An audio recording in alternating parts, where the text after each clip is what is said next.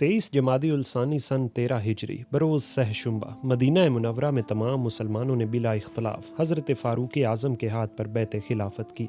22 जमादी उल-सानी सन 13 हिजरी बरोज़ दोशुम्बा Muthanna बिन हारसा के आने और हालात सुनाने के बाद हज़रत अबू बकर ने हज़रत उमर फ़ारूक को बुलाकर जो हुक्म दिया था, इसके अल्फाज ये थे: मुझे कव्वी उम्मीद है कि मैं आज ही मर जाऊँगा, बस मेरे मरने के बाद तुम कल का दिन ख़त्म होने से पहले पहले मुसन्ना के साथ लोगों को लड़ाई पर रवाना कर देना। तुमको कोई मुसीबत तुम्हारे दीनी काम और हिक्म इलाही से गाफिल न करने पाए। तुमने देखा है कि मैंने आन हज़रत के वफ़ात के बाद क्या किया था, हालांकि यही सबसे बड़ी मुसीबत थी। जब अहले शाम पर फ़तह हासिल हो जाए तो अहले इराक़ को इराक़ की जानिब वापस भेज देना, क्योंकि अहले इराक़ इराक़ ही के कामों को खूब सर अंजाम दे सकते हैं। इन अल्फाज से एक ये हकीकत भी खूब समझ में आ जाती है कि हज़रत अबू बकर सिद्दीक़ ने वफ़ात नबवी के बाद जो कुछ किया, दीनी काम और दीनी मकसद को मुकद्दम समझ कर किया। मरते वक्त भी उनको दीन ही की फ़िक्र थी। अपनी औलाद और अज़वाज के हक़ में कोई वसीहत नहीं फरमाई। फ़ारूक आज़म ने बैत खिलाफत लेने के बाद लोगों को जिहाद की तरगीब दी।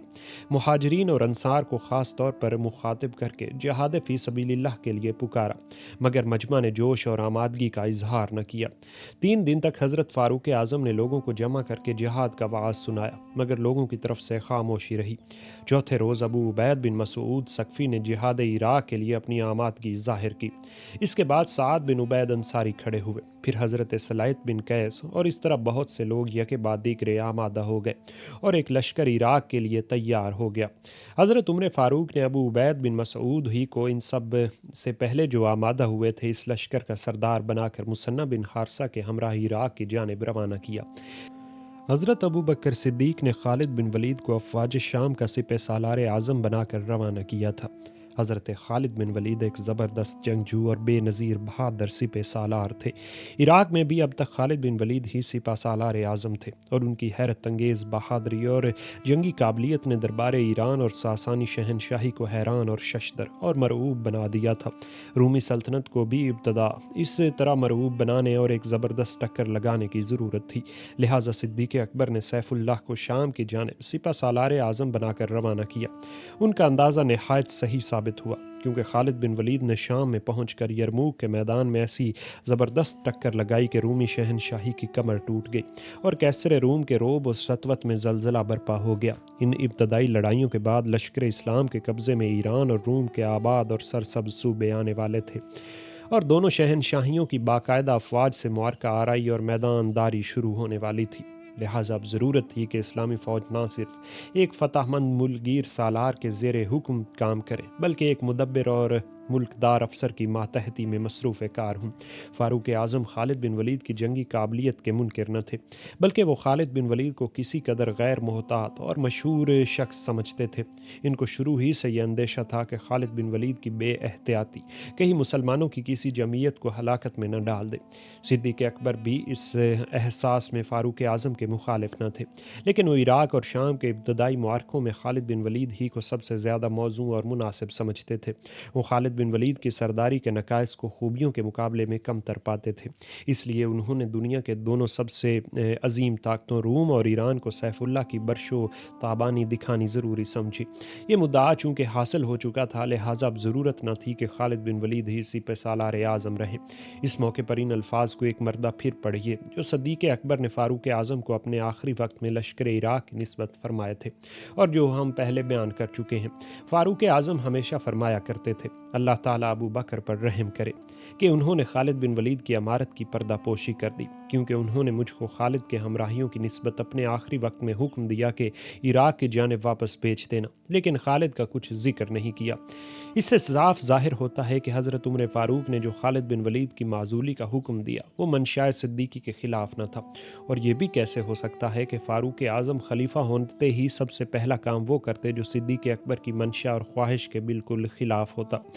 फ़ारूक आज़म की खिलाफत का हाल शुरू करते हुए आम तौर पर मौरख़ीन इस बात को भूल जाते हैं कि सिद्दीक़ अकबर ने फ़ारूक आज़म को लश्कर उसामा से इसलिए जुदा करके अपने पास रखा था कि अमूर खिलाफत में उनके मशवरे से इमदाद हासिल करें, और खिलाफत सिद्दीकी के पूरे ज़माने में आखिरी वक्त तक फ़ारूक आज़म ही सिद्दीक़ अकबर के वज़ीर और मुशीर रहे। सिद्दीक़ अकबर का कोई ऐसा काम न था जिसमें फ़ारूक आज़म से इस्तखराज और इस्तिस्वाब ना कर लिया गया हो। دنیا میں بہت سے لوگ ظاہر بین ہوا کرتے ہیں اور وہ اپنی کوتاہ فہمی کی وجہ سے بڑے بڑے آدمیوں سے ایسی باتوں کو منسوب کر دینے میں ذرہ بھی تامل نہیں کیا کرتے جن کو ان بڑے کوئی بھی تعلق نہیں ہوتا۔ فاروق اعظم نے خالد بن ولید کے بعض بے احتیاطیوں پر ضرور اظہار ناراضگی کیا، لیکن یہ اظہار ناراضگی بس وہیں تک تھا جہاں تک شریعت اور ان کی تحقیق اور اجتہاد کا تعلق تھا۔ اس اظہار ناراضگی کو عداوت اور عناد کا یہ درجہ حاصل نہیں ہو سکتا، اور نہ یہ ہوا۔ وہ فاروق اعظم جو اسیران بدر کی نسبت یہ آزادانہ حکم دے کہ جس کا عزیز اور رشتہ دار ہو اس کے ہاتھ سے قتل کیا جائے، اس کی نسبت یہ رائے قائم کرنی کہ ان کو خالد سے کوئی قداوت یا ذاتی دشمنی تھی، سراسر ظلم اور نہایت ہی رقیق اور بیہودہ خیال ہے۔ حضرت عمر فاروق نے خلیفہ مقرر ہونے کے بعد جو قابل تذکرہ جنگی انتظامات کیے، ان میں سب سے پہلا کام یہ تھا کہ حضرت خالد بن ولید کو افواج شام کی اعلیٰ سپہ سالاری سے معزول کر کے حضرت ابو عبیدہ بن الجراح کو ملک شام کی اسلامی افواج کا سپہ سالار اعظم بنا دیا۔ اس حکم کی فوراً تعمیل ہوئی اور حضرت خالد بن ولید نے حضرت ابو عبیدہ کی ماتحتی میں نہ صرف جاں فروشی اور کافر کشی میں پہلے سے زیادہ مستعدی دکھائی، بلکہ حضرت ابو عبیدہ کو ہمیشہ مفید ترین جنگی مشورے دیتے رہے۔ یہی وہ امتیاز خاص ہے جو حضرت خالد بن ولید کے مرتبہ اور عزت کو تمام دنیا کی نگاہ میں بلند کرتا اور ان کو روئے زمین کا بے نظیر سپہ سالار اور سچا اور پکا اور مخلص انسان ثابت کرتا ہے، جس کے دل میں رضائے الہی کے سوا شہرت طلبی اور ریاکاری کا نام و نشان تک نہ ہو۔ دوسرا کام فاروق اعظم کا یہ تھا کہ انہوں نے ابو عبیدہ بن مسعود کو ایک فوج کے ساتھ عراق کی جانب روانہ کیا اور ان کو ملک عراق کے تمام اسلامی افواج کا سپہ سالار اعظم مقرر کیا۔ ابو عبیدہ بن مسعود کے روانہ کرنے کے بعد تیسرا کام فاروق اعظم کا یہ تھا کہ یعلا بن امیہ کو ملک یمن کی جانب روانہ کیا کہ آن حضرت کی ساخری وصیت کو پورا کریں کہ ملک عرب میں مسلمانوں کے سوا کوئی یہودی اور کوئی نصرانی نہ رہنے پائے۔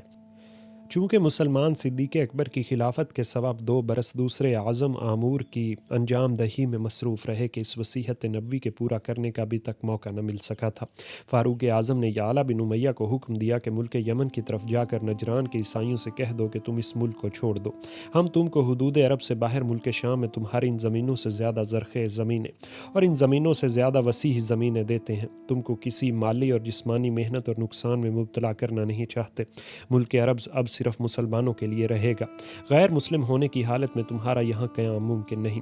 بعض کوتاہ فہم لوگ نجران کے نصرانیوں کی اس جلا وطنی کو ناجائز فعل قرار دے کر معترض ہوا کرتے ہیں، لیکن وہ یہ بات بھول جاتے ہیں کہ مدینہ کے یہودیوں نے بھی مسلمانوں کے خلاف سازشوں میں رومیوں کو مسلمانوں پر حملہ آور ہونے کی ترغیب دینے میں خاص طور پر کوشش کی تھی، اور اب نجران کے عیسائی بھی مسلمانوں کے بیچ رہ کر رومی سلطنت کے لیے جو برسر پرخاش رہتی تھی، جاسوسی اور ہر قسم کی مخالفت اسلام سازشوں کے کامیاب بنا دینے میں مصروف تھے۔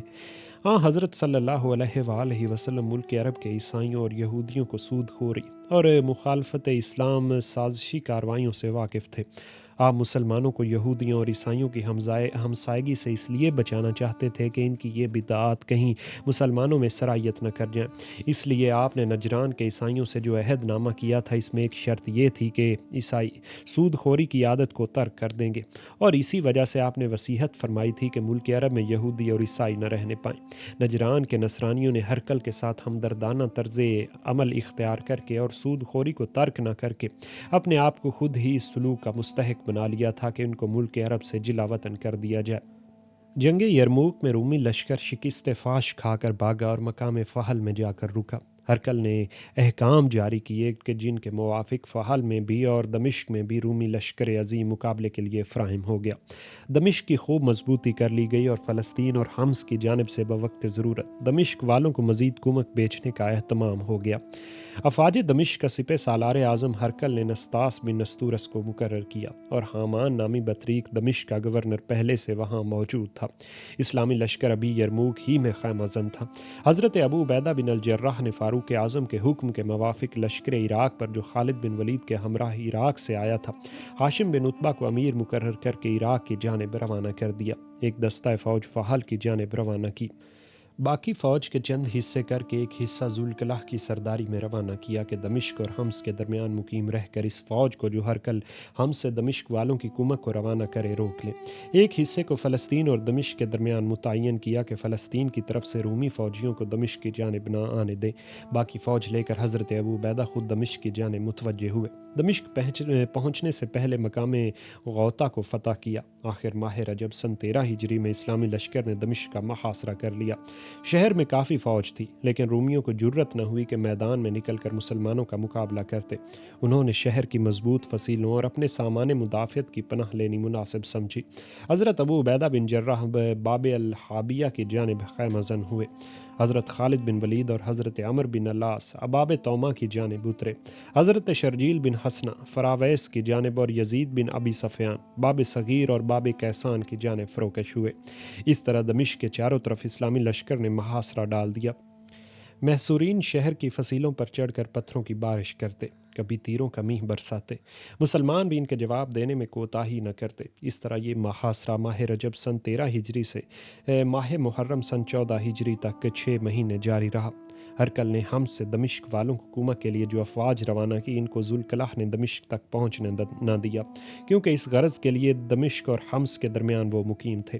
جب 6 مہینے گزر گئے تو دمشق والے ہرکل کی امداد سے مایوس ہو گئے اور ان میں مقابلہ کرنے کا جوش کم ہونے لگا۔ حضرت ابو عبیدہ بن الجراح اس حالت سے بروقت مطلع ہو کر اور محاصرے کو زیادہ طول دینا مناسب نہ سمجھ کر ہر طرف کے سرداروں کو حکم دیا کہ کل شہر پر حملہ آوری ہوگی۔ مسلمانوں کی اس جنگی تیاری اور حملہ آوری کا حال معلوم کر کے امرائے دمشق کے ایک وفد نے باب توما کی جانب سے حضرت خالد بن ولید کے پاس آ کر امان طلب کی۔ حضرت خالد بن ولید نے ان کو امان نامہ لکھ دیا اور بلا مقابلہ شہر کے اندر داخل ہوئے۔ خالد بن ولید نے جو امان نامہ دمشق والوں کو لکھ دیا تھا، اس کا مضمون اس طرح تھا: خالد بن ولید نے دمشق والوں کو یہ رعایتیں دی ہیں کہ جب اسلامی لشکر دمشق میں داخل ہوگا تو دمشق والوں کو امان دی جائے گی، ان کی جان اور مال اور گرجوں پر کوئی تصرف نہ کیا جائے گا، نہ شہر دمشق کی شہر پناہ منہدم کی جائے گی اور نہ کسی مکان کو مسمار اور منہدم کیا جائے گا۔ اسلامی لشکر کا کوئی شخص شہر والوں کے کسی مکان میں سکونت اختیار نہ کر سکے گا۔ مسلمان اور ان کا خلیفہ بجز نیکی کے کوئی برا سلوک دمشق والوں سے نہ کریں گے جب تک کہ دمشق والے جزیہ ادا کرتے رہیں گے۔ ادھر خالد بن ولید صلح کے ذریعے شہر میں داخل ہوئے۔ ٹھیک اسی وقت باقی ہر سہ جوانب سے اسلامی سردار سیڑھیاں لگا کر اور دروازہ توڑ توڑ کر قہر اور غلبہ کے ساتھ شہر میں داخل ہوئے۔ وسط شہر میں خالد اور ابو عبیدہ کی ملاقات ہوئی۔ ابو عبیدہ نے کہا کہ ہم نے شہر کو بزور شمشیر فتح کیا۔ خالد بن ولید نے کہا کہ میں نے بمصالحت شہر پر قبضہ کیا۔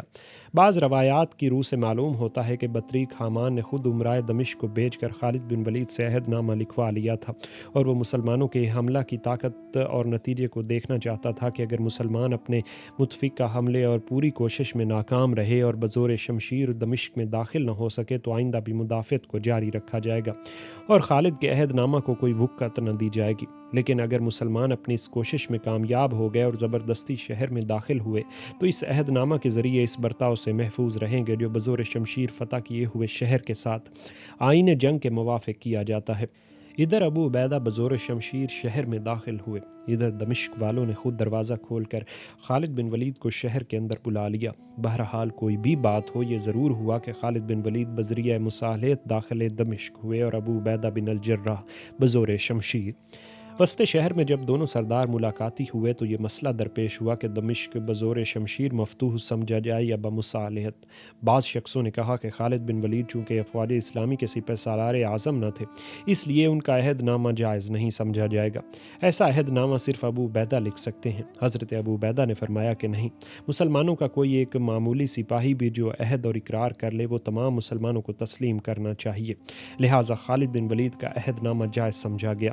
اس پر یہ رائے پیش کی گئی کہ وسط شہر سے باب توما تک نصف شہر بذریعہ مصالحت سمجھا جائے گا اور باقی نصف شہر بذریعہ شمشیر مسخر تصور کیا جائے گا، لیکن حضرت ابو عبیدہ نے اس بات کو پسند نہ فرمایا اور تمام شہر خالد بن ولید کے عہد نامہ کے بموافق مفتوح سمجھا گیا اور ان تمام باتوں پر سختی سے عمل درآمد کیا گیا جن کی نسبت خالد بن ولید نے اپنے عہد نامے میں تصریح فرما دی تھی۔ ابن خلدون کی روایت کے موافق خالد بن ولید بزور شمشیر باب توما کی طرف سے داخل شہر ہوئے۔ شہر والوں نے باقی دروازوں کے سامنے والے سرداروں سے مصالحت کر کے ان کو فوراً بمصالحت شہر میں داخل کیا۔ بہرحال مسلمانوں نے دمشق والوں کے ساتھ مصالحانہ سلوک کیا اور شہر والوں کو کوئی آزر نہ پہنچایا۔ ابو عبیدہ بن الجراح نے یزید بن ابو سفیان کو دمشق کا عامل مقرر کیا اور رومی سرداروں نیز سپاہیوں کو دمشق سے نکل کر جہاں ان کا جی چاہا چلے جانے دیا۔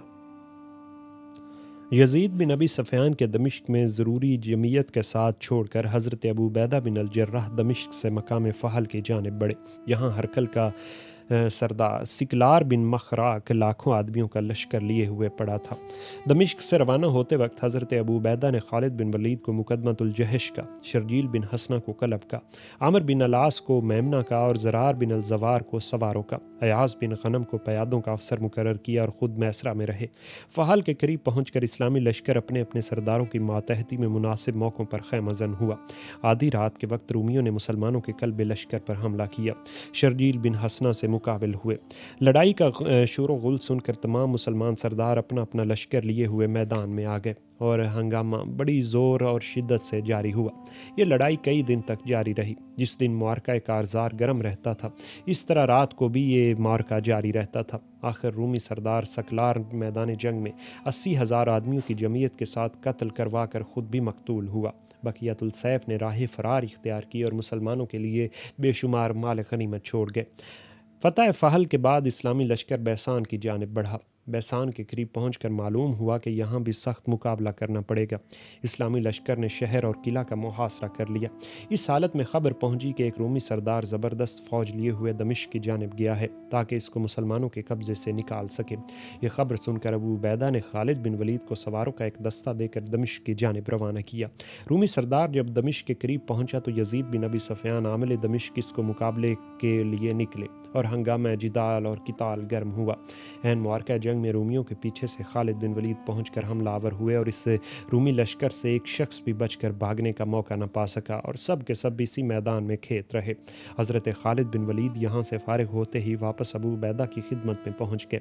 بیسان والوں نے اول مسلمانوں کا مقابلہ کرنے اور حملہ آور ہونے میں کمی نہیں کی، لیکن بالآخر اپنے آپ کو اسلامی لشکر کے مقابلے کی قابل نہ پا کر صلح کی درخواست کی اور اسلامی سپہ سالار نے بخوشی اس درخواست کو منظور کر کے اہل بیسان پر جزیہ مقرر کیا اور ایک عامل وہاں مقرر فرما دیا۔ حضرت ابو عبیدہ نے ابو الاور السلمی کو ایک دستہ فوج دے کر تبریہ کے جانب روانہ کیا۔ اہل تبریہ نے بیسان والوں کا انجام دے کر ابو الاور کو بمساحلت شہر سپرد کر دیا۔ یزید بن ابی سفیان نے دمشق کے انتظام پر قابو پا کر اپنے بھائی معاویہ بن ابو سفیان کو ایک دستہ فوج دے کر ارکہ کی جانب روانہ کیا۔ انہوں نے ارکہ کو فتح کیا۔ پھر یزید بن ابی سفیان سیدا، جیل اور بیروت کی جانب متوجہ ہوئے اور معمولی لڑائیوں کے بعد ان تمام مقامات پر قبضہ کر لیا۔ اس طرح دمشق اور تمام علاقہ اردن مسلمانوں کے قبضے میں آ گیا۔